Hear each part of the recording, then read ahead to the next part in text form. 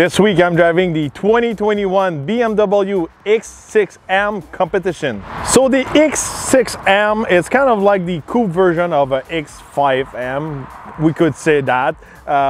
There's a lot of things that are similar design-wise, especially the front. You know, the front is pretty similar to the X5M. If you want to go check it out, the X5M, I drove the X5M previously last winter. So design-wise, super aggressive. This one is a special edition. I could say a special match. It's a black on black. This paint is an optional paint. It costs $4,900 and it's called Frozen Black. And it's got a matte finish. And you know, it's something special. It's a little bit harder to maintain and all that, but it looks pretty cool. So if we step on the side, we've got some 21 inches wheels in the front and 22s in the back. Massive wheels, pretty good tires also. Michelin Pilot Sport 4S. You've got some decent amount of grip with those tires. Big brakes, big caliper from the M division. Here you can notice we've got the famous design of the mirrors. So these are pretty much on all the M models, inspired by one of the first M3s. Finished in carbon fiber, really nice here also. On the side, this is where we see the big difference between an X5 and an X6 model. This one is coupe, it's not square like the X5. So it's more aerodynamic, more sport, I could say. In the back, we've got a small spoiler, all in carbon fiber. In the back, this is where we see the main difference again with the X5. Really different from the square, you know, finish of the other SUV. For my point of view, I prefer the X5. The coupe version, it's kind of funky for my point of view, for my taste. Got a quad exhaust, performance exhaust from M to hear the sweet sound of the V8 B-Turbo.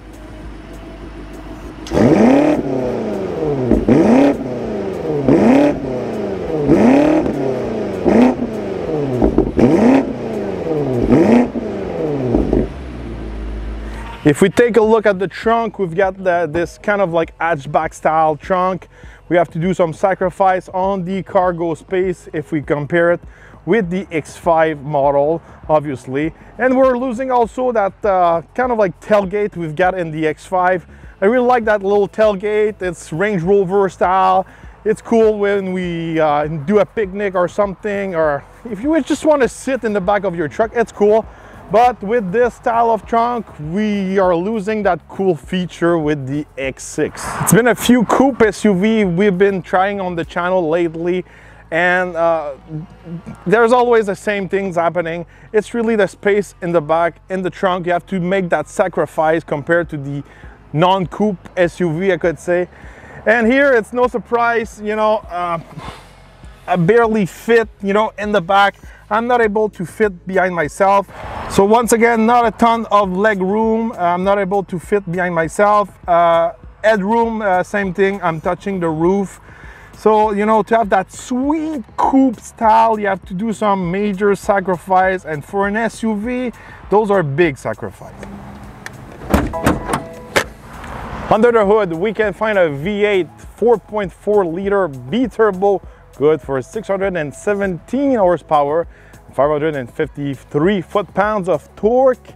This engine is matched to an 8-speed transmission, and it's a good-looking engine under the hood. We've got that carbon fiber cover, we've got some braces and all that.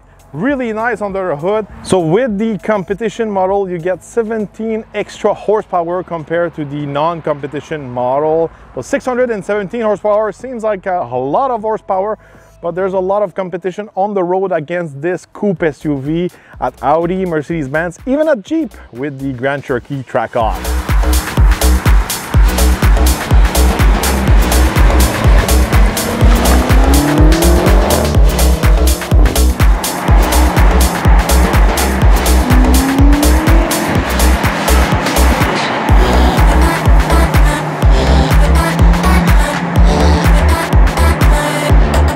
BMW X6M Competition launch control.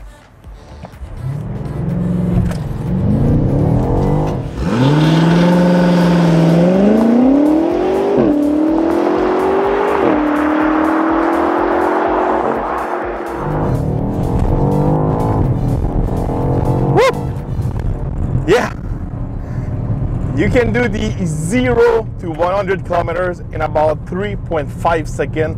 This thing is fast. All right, on the road with the X6M Competition this week. You know, first of all, this week, you know, usually I would be more excited, more charmed by this type of SUV, but I'm driving the M5 Competition at the same time. So I noticed this SUV's got a really harsh suspension, really hard. Even the seats are kind of like super sporty for an SUV.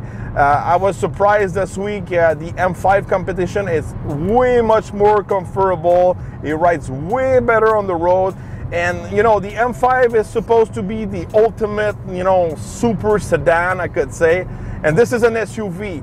So, you know, I can say, first of all, you know, driving the X6M, the suspension is pretty hard. You know, if you have perfect road, you live in Florida and California, you've got good, you know, condition of roads, you won't have any issues with this SUV. But I live, unfortunately, in Quebec, and we have some shitty roads, some big puddles and big bumps and all that, and it's pretty harsh. So I think, you know, the X6M Competition should have more chunkier, you know, tires, like 20 inches, maybe a little bit larger too. It would be nice to have a nice ride. You know, when you're looking at a Trackhawk or a GLE Coupe AMG like the ones I drove before, they have, you know, bigger sidewall, bigger tires on their ride. Maybe it doesn't look like as good as those 21 and 22 inches wheels, but it rides so much better. And don't forget, yes, it's a sport SUV, but you're still inside of an SUV. It should be comfortable on a daily basis. So that's one of the big things you have to keep in mind, you know, about the X6M. It's super aggressive. But otherwise, you know, the engine's got plenty of power, good acceleration, good downshift on the highway. The transmission is really good. You've got that ZF transmission, 8-speed. It shifts quickly, it shifts smoothly. It's really nice. I like that transmission. It does the job. Otherwise, you know, handling wise, really sharp, something you gotta expect out of a BMW. When you turn the steering wheel, it goes where you want it to go, and everything seems tight and all together on this X6M. Really nice. Interior wise, we've got some nice finish in carbon fiber, some really nice mix of red and black leather, really sharp inside. We've got some bigger screen also here to match also the cluster, all in digitals. I really like that. Also, you've got the wireless Apple CarPlay, Android Auto and all that. Obviously, it's not super easy to learn everything you have to do with that screen, also in front of you and all the setups. But once you play a little bit with it, you get used to it. But obviously, it's German engineering. It has to be complicated on that side. One feature I really like in pretty much all the M model, we've got those red buttons on the steering wheels. These are the M1 and M2 buttons. So basically, these are presets of your performance setup on your screen. So if you want to have more aggressive shift, you can play with that. More aggressive exhaust, throttle response, suspension wise and all of that. It's really cool. You know, usually I put something really aggressive on the M1 and something really comfortable and quiet on M2. You know, it's super practical. You know, you want to have some fun, boom, boom, you click 2 times on M1. You want to have like a nice ride, quiet ride on the highway, boom, boom on M2. It's just fun. And if you're just like me and you like to play with all those settings, you're gonna love it. Fuel economy wise, you know, this week I was averaging around 15 liters per 100 kilometers. You know, it's not bad for a 617 horsepower V8 turbo SUV. I'm sure you can do better than that, because this week I was driving this thing pretty much in Sport Plus all the time. This engine is pretty efficient to do, you know, both fuel economy and performance. If you compare it to the Hellcat engine, yes, the Hellcat's got 707 horsepower and it's got a big supercharger and all that, but it's fun to have like big power, but not horrible fuel economy, and that's pretty much what you get with this X6M Competition. Price-wise, this thing is not cheap. A base X6M Competition, it's around 135,000-36,000 Canadian. And also the model I'm driving this week, it's $160,600. It's pretty expensive. Like, telling you the truth, you know, there's a lot of things you can buy for that kind of price, and I was not impressed with the ride, you know, for the price. You know, when you're more than 100,000 and more than 150,000, you have to be picky. You know, you're spending some serious money. So that's why, you know, sometimes I'm like, oh, you know, my phone, it's kind of like tight in that wireless charging. Well, the suspension is kind of rough. That's why I'm a little bit more, you know, I complain a little bit more when it's more expensive like that. And that's pretty much the case this week. It's an expensive SUV. Yes, this one is loaded out with pretty much all the options, especially with that paint, you know, that frozen black matte paint. It's around like close to $5,000 option. Telling you the truth, this type of paint is a lot of trouble to maintain. There's no wax can be applied. You have to avoid any car wash.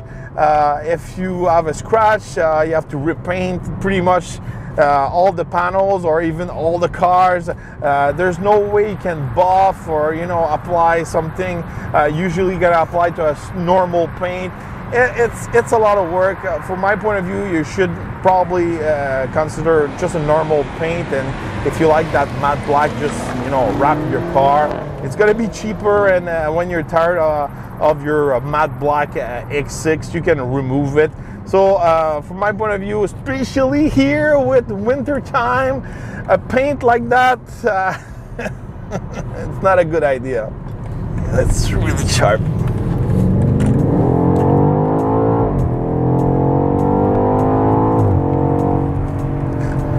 It's a fast SUV. The exhaust is not that loud, I could say. It's way louder on the M5 Competition, especially with the titanium exhaust had this week. I wish it would be a little bit louder. You know, it's a competition. Everything is super hard, and you got those bucket seats and all that. The exhaust is not super loud. I wish it could be louder, more popping and crackling and all that, just like the M5. So overall, you know, pretty expensive SUV. If I compare it to the Trackhawk I drove previously, the X5M, both GLEs, the 53s and the 63 AMG I drove previously, this one is by far the hardest ride on the road.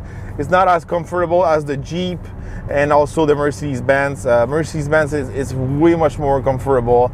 You know, an SUV have to be comfortable. You know, it's something to have those big engine, that great handling and all that. You know, for me, I would buy an SUV who can do both, you know. Still have a lot of power, still fun to drive, but still comfortable down the road. And that's what you get pretty much with the Mercedes-Benz GLE and also the Trackhawk, who's cheaper than this one. I think if you put the right tire size on this X6M, it would be better from my point of view. But for me, it's just like probably this car, it's not meant to be driven on hard road and all that. It's not the SUV you're gonna drive to the cottage and it's gonna be a rough path all the way to go skiing or something like that. And sometimes when you're buying those type of SUVs with that kind of price, that's something you have to expect out of those SUVs. And this is pretty much a sport car with an SUV shape. That's pretty much what you get. And for me, that's a big down point comfort wise this week. But still, A lot of fun to drive this SUV. I love the shape outside of the X5M. I think it looks way better than the GLE. The GLE looks like a big marshmallow who's being inflated. I think the looks great, especially with those specs. So let me know, are you a big fan of coupe SUVs, or you prefer, just like me, the X5M with the normal shape of SUV and don't make that big sacrifice on the cargo and also the headroom in the back? Let me know in the comments. I would like to see your opinion on this.